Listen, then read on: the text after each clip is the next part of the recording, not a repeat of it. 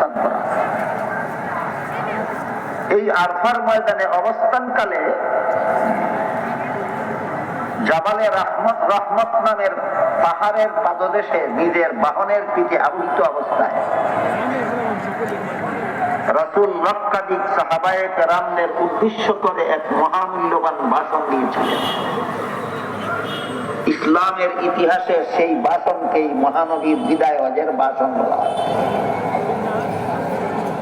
ভাষণের শেষ পর্যায়ে রাসূল করিম সাল্লাল্লাহু আলাইহি ওয়াসাল্লাম লক্ষাধিক সাহাবায়ে কেরামদের উদ্দেশ্যে বলেছিলেন, হাল বাল্লাগতুকুম, আল্লাহর পাঠানো সকল বাণী আমি তোমাদের কাছে পৌঁছে দিয়েছি কিনা? সাহাবায়ে কেরাম বলেন, হ্যাঁ, আপনি আল্লাহর সব কথা আমাদেরকে পৌঁছে দিয়েছেন। তখন রাসূল আল্লাহকে সাক্ষী করে বলেন, আল্লাহ আপনি সাক্ষী থাকুন, আপনার সকল কথা আমি আপনার বান্দাদের কাছে পৌঁছে দিয়েছি। একবার সাহাবাদের কাছ থেকে সাক্ষী নিলেন, আবার আল্লাহকে সাক্ষী করলেন। এর পিছনে একটা কারণ আছে।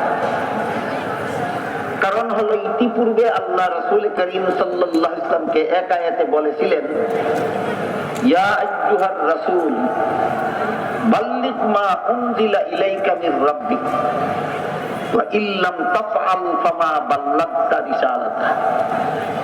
এর অর্থ হলো, হে রাসূল করিম সাল্লাল্লাহু আলাইহি ওয়াসাল্লাম, আপনার রবের পক্ষ থেকে, আল্লাহর পক্ষ থেকে আপনার কাছে যা কিছু নাজিল করা হয় আসে সবগুলি আমার বান্দাদের কাছে পৌঁছে দিন।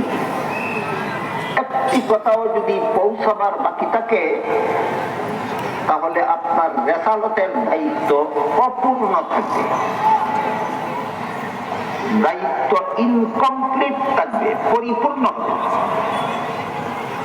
যেহেতু একটি কথা পৌঁছাবার বাকি থাকলেও রাসূলের দায়িত্বটা অসমাপ্ত থাকবে, এমন কঠিন জিম্মাদারি থেকে মুক্ত হওয়ার জন্য বিদায় হজের শেষের ভাষণের শেষের দিকে একবার সাহাবাগণ থেকে সাক্ষী নিয়েছেন যে আল্লাহর সব কথা তিনি পৌঁছে দিয়েছেন, আবার আল্লাহকে সাক্ষী করেছেন, আপনি সাক্ষী থাকুন, আমি আপনার সব কথা আপনার বান্দাদের কাছে পৌঁছে দিয়েছি।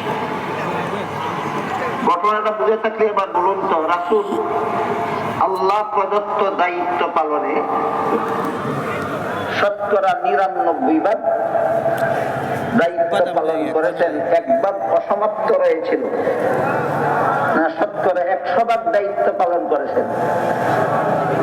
তাই রাসূলের এই কথাকে কেন্দ্র করে আল্লাহ আয়াত নাযিল করে বলেন, আল ইয়াউমা আকমালতু লাকুম দীনাকুম, আজকে আমি তোমাদের দ্বীনকে পরিপূর্ণ করে দিলাম।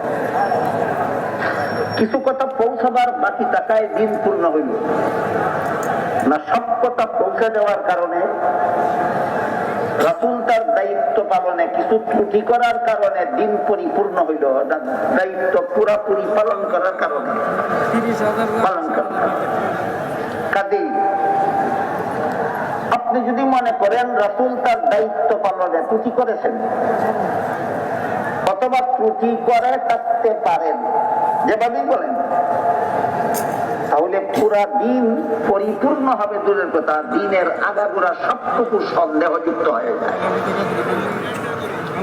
যদি আমরা কেউ বিশ্বাস করি বা মনে করি, ধারণা করি রাসূল তার দায়িত্ব পালনে হয়তো কিছুটা ত্রুটি করেছেন অথবা কিছু না কিছু ত্রুটি জীবনে বাস্তবায়ন করলে দিনদার হয়, কোন এলিমের বাস্তবায়নে ত্রুটি থাকলে তার দিন পালনে ততটুকু ত্রুটি থাকে।